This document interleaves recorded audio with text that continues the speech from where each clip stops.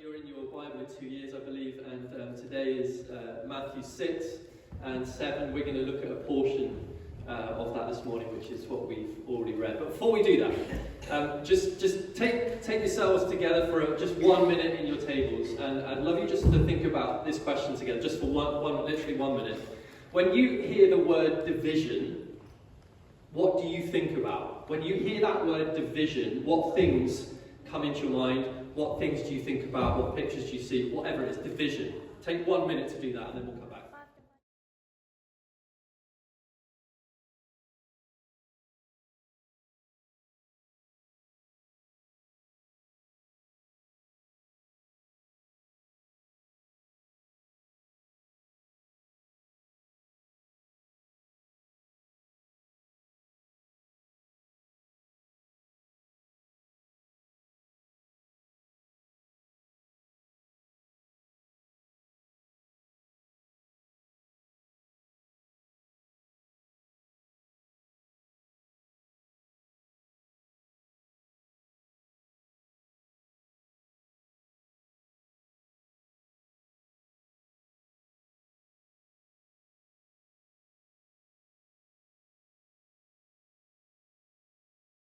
Okay, just shout some things at me. When you hear the word division? Conflict. Maths. That's exactly what I thought. The shudders of maths came back to me. Division. Yeah. Anything else? Politics. Separation. Very good. Anything else? Sorry. Better than. Yes. Yeah. Yes. Church. Interesting. Very good. Yeah, so often when we think about that word division, at least in my mind, the word division doesn't always flow with very positive thoughts, right? It doesn't always come with very positive things. For any parents out there or grandparents, or if you've ever been in this situation, have you ever been in a situation in your family where you have to divide up a sweet treat? A cake? You've been in that situation? Yeah. You've been in that situation? Do you know that feeling that's going to, or that sound that's going to come from that little person that says, but they've got a bigger piece than me? Anyone ever heard that sound? Anyone ever said that? They've got a bigger piece than me. We had to instigate in our family a rule that the person who cut up the sweet treat didn't get to choose the piece that they got because it got bad. Yeah, you want to say something? I know one thing. Go on. When it's your birthday and you have a cake, you've got the birthday person has to have the biggest slice. Yeah, when it's your birthday and you have a cake, the birthday person gets to have the biggest slice. That's only fair. Yeah? So, I remember, and I guess lots of you will remember this period of our existence in recent years. I remember in January 2021, when we went back into one of our COVID lockdowns. For us as a family, that was probably the hardest of that season and those periods of lockdowns. For us, that was probably the hardest patch. And I know that many of you will have had tough experiences at that time in many different ways. For us as a family, I remember that time because we were obviously in the depths of winter. I remember that we were at a point where schools knew a bit more about what to do with homeschooling, and we had our kids at home, obviously. My background is in church leadership, so I was helping to lead a church at that time. And so I just remember those days. I would set myself up on the kitchen table. I remember those days. I would have a leadership church meeting first thing in the morning. Most days we'd sit there and go through everything. I'd then jump out of that meeting and I'd do year 2 maths with my little one. I'd then jump out of year 2 maths and I'd jump into some kind of pastoral online meeting, and then I'd clear the kitchen table, do cook lunch for the family, and then set it back up again. Those days felt very divided. My life felt very divided into all these bits. That was a tough time. Of course, in the Bible, division isn't necessarily always bad. In Exodus, God divides the Red Sea. He parts the Red Sea. Later on in the Bible story, the temple curtain is split in two. It's divided in two, representing those amazing promises. Jesus. It's not always bad, but often when we think about division, it's not always positive. Why are we talking about that this morning? Let's go back to our verses if we can. And Jesus, talking here, says, "Therefore I tell you, do not worry about your life." Therefore I tell you, do not worry about your life. Earlier on, so you're going to be looking at chapters 6 and 7 this week. Earlier on, he's been talking about a few different things. At the beginning of chapter 6, he introduces 3 activities of worship. We've got giving, we've got prayer, and we've got fasting. 3 activities of worship. And there's a common theme in the way that Jesus introduces these activities of worship. In the way that Jesus describes these activities of worship, they are motivated by an internal desire as opposed to an external consequence. Let's just quickly go over that. We haven't got time to do lots of it, but we're going to go quickly. Jesus says right at the beginning of chapter 6, "Be careful not to practice your righteousness in front of others to be seen by them."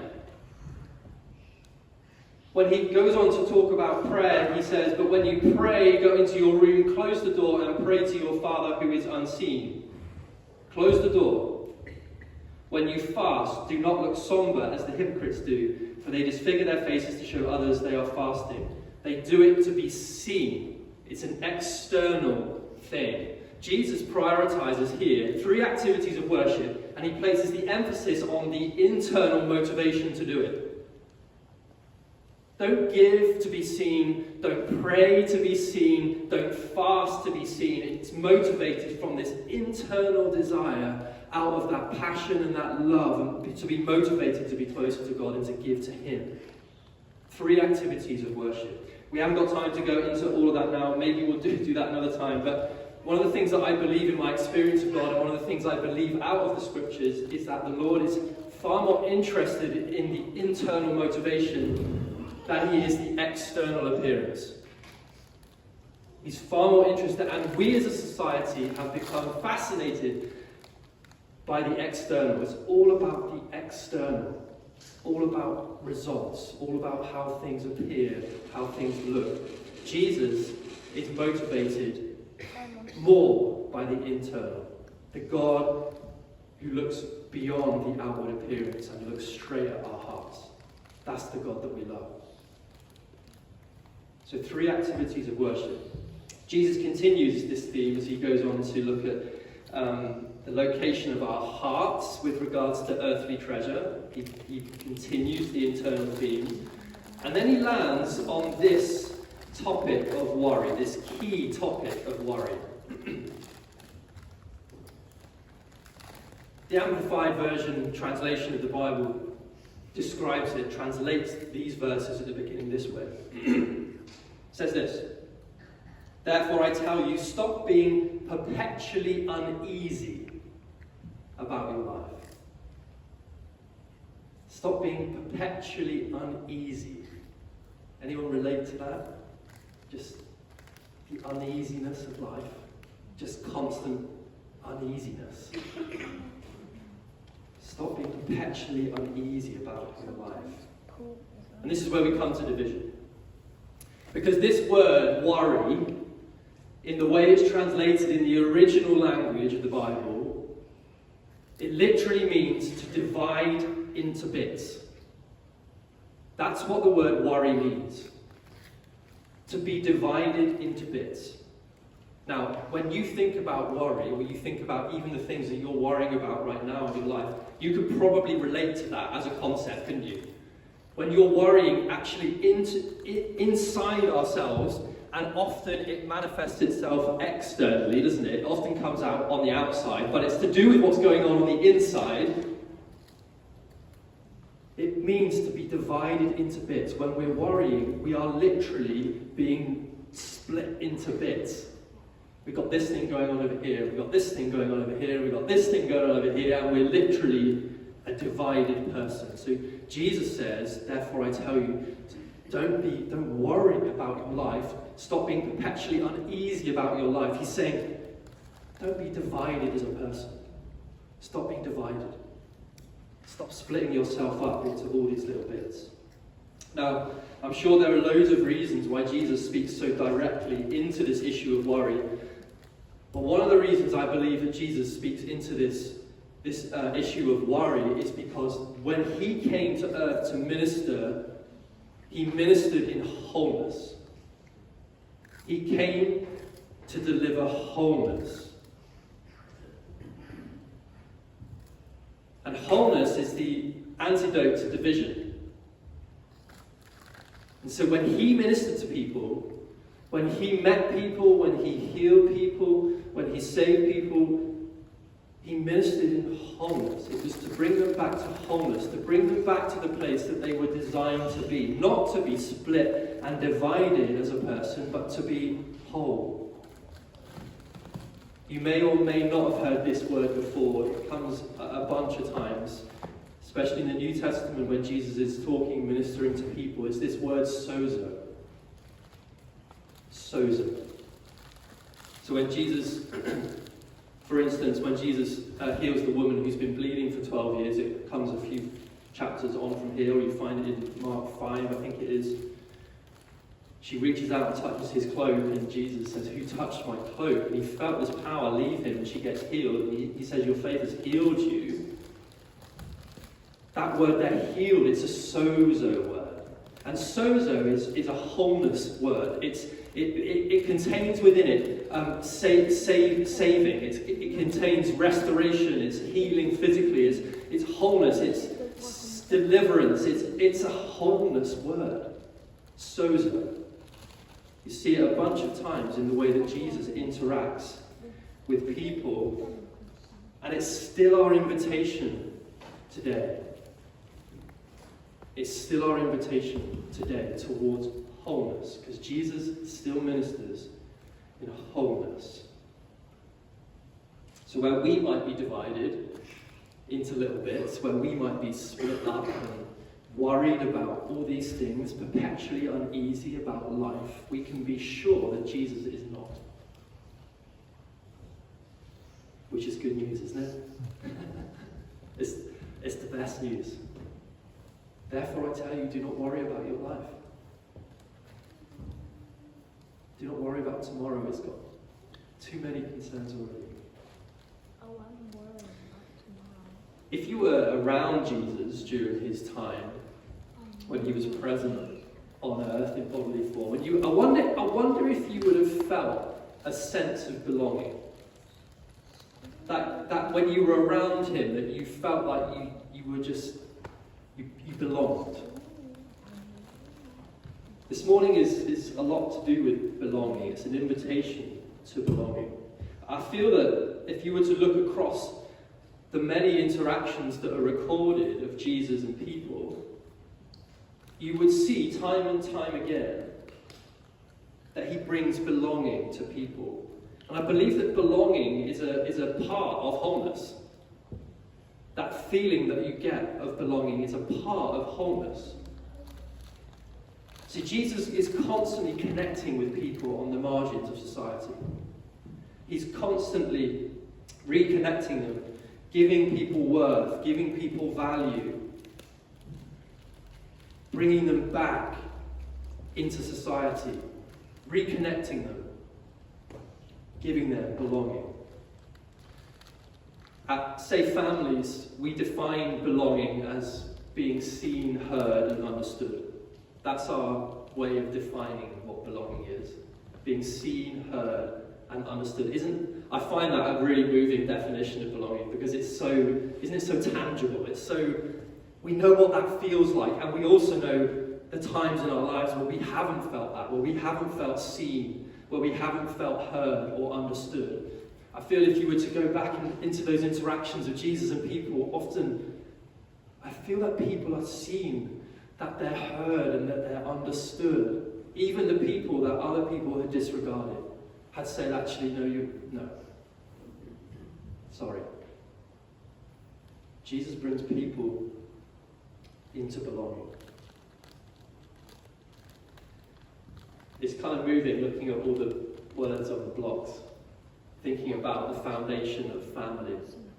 knowing that there are so many people in our communities for whom that is almost entirely absent. It may even be absent in some aspects of your life today. You may have experienced it being absent at various times in your life. Let me tell you, there are plenty of families in this city, a few minutes down the road from here, even around us right now, for whom that foundation does not exist. And I believe that it's part of our role as people of faith in the city to minister in belonging and wholeness to the people around us, to help those people, those families feel seen, heard and understood. Imagine just for a moment with me a family that lives around the corner from here. A family that had to move for various reasons that you may have in your head, I guess. It was dangerous where they were living, they had to be relocated. They now live in a part of the city where they know no one, where they've got no family, they've got no friends. They literally are completely alone and isolated. But the thing that is important here, we were made for community. We were made for connection. We were made for belonging. What if someone could come alongside that family and just make friends? What if someone could come alongside that mum and that child who have been through a lot and offer a space for conversation, a coffee, maybe some respite, just to take the young child out to the park? What if there was someone who could become friends with that family, to bring them into belonging, to offer them, to take them out, to do some DIY skills around the home, take them to a local toddler group? I think you've got one right here. What if? I would love to show you, we're going to try and show you a video of this working out practically in action. We haven't tested it, so it may not work, which is absolutely fine if it doesn't, but we'll give it a go.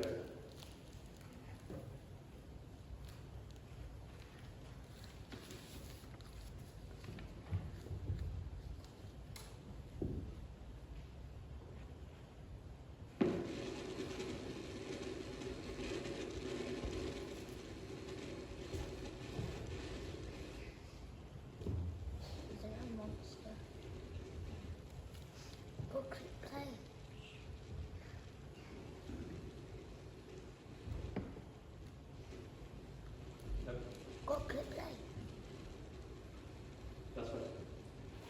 I will send it to Fraser. He can send it out to you. That's the story of hello.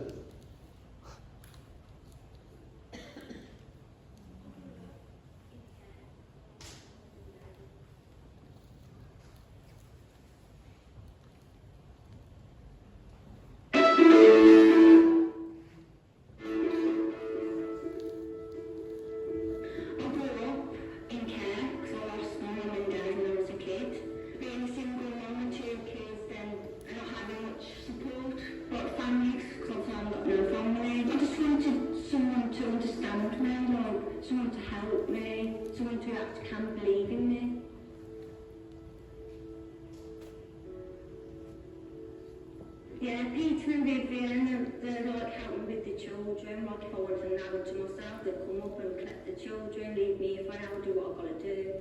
And I've got Sue and Ray that help me with gardening and help just take me out basically to get out for a bit. She was very worried that she wasn't doing things right and maybe the children might be taken off them. And she'd never had the parental support actually. What she was doing, she was making up on her own half the time, and she didn't know whether that was right or wrong. We volunteered to take the kids out, see the kids growing up and for them to relate to you, know who you are, know that we give you time break as well. Because obviously I suffer with anxiety and depression, and obviously I can't take the children out, so I'm constantly with the children 24 hours a day, don't get like an hour to myself, so it affects my mental health a bit. If I didn't have them, I think I would have gone downhill, and I would have lost my kids. And it's just nice to know somebody you can talk to when you need help. So especially with Ryan, or whether my phone twin, how to put a curtain pole up. What do I use? He teaches me how to use a lawnmower, the strimmer, so I could be independent a lot more. They're really good people.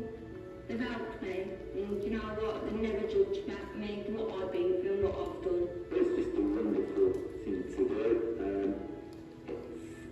It's just clearly God's will that these families should have help and should feel loved. It made me feel like I've got a family, that I've got an auntie and uncle, or a mum and a dad. So it's nice to have that bond with them. They do change your life when you're in a bad place, they make it positive. Yeah, so you're not on your own. I'm excited to see him, because I know they're coming to see me, and I've got someone to talk to, like my family. Yeah, I like my family.